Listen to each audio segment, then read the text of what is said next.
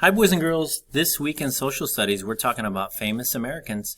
And today we're going to talk about one of the most famous people in the history of our country, George Washington, our very first president.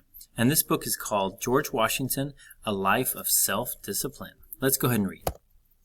Have you ever worked hard toward a goal? Was it harder to achieve than you expected? Now, boys and girls, just as a reminder, a goal is something that you want to do. So let's say that you want to buy a PlayStation 5. Well, you may have to do some chores to earn some money because your goal is to get that PlayStation 5. So have you ever worked hard toward a goal and realized it was harder than you thought to do it? If you kept working toward your goal, even when it was tough, then you have self-discipline. Self-discipline helps you do and be your best. It helps you get things done. It can also help you become a leader.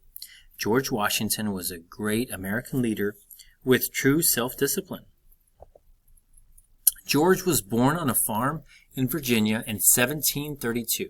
He spent his childhood working on the farm and going to school. He always worked hard. At age 16, George took a job surveying lands in Virginia.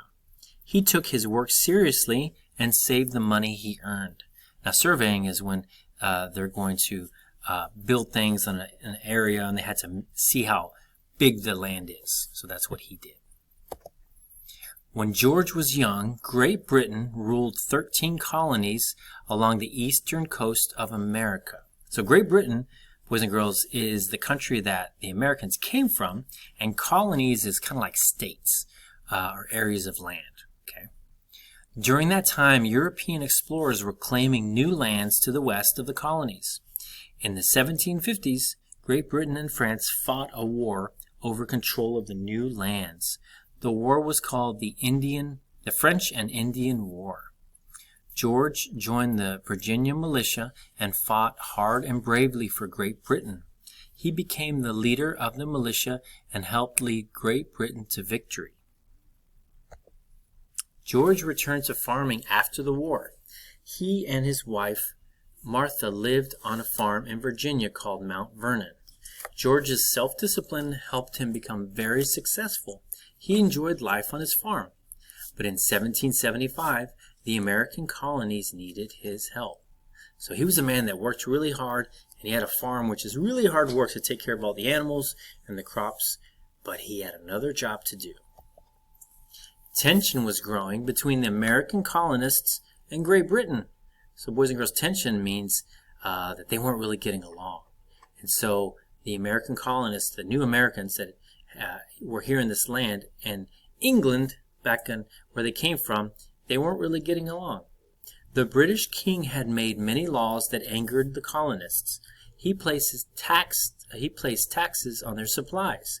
He did not allow them to settle in certain areas. The colonists wanted to make their own decisions.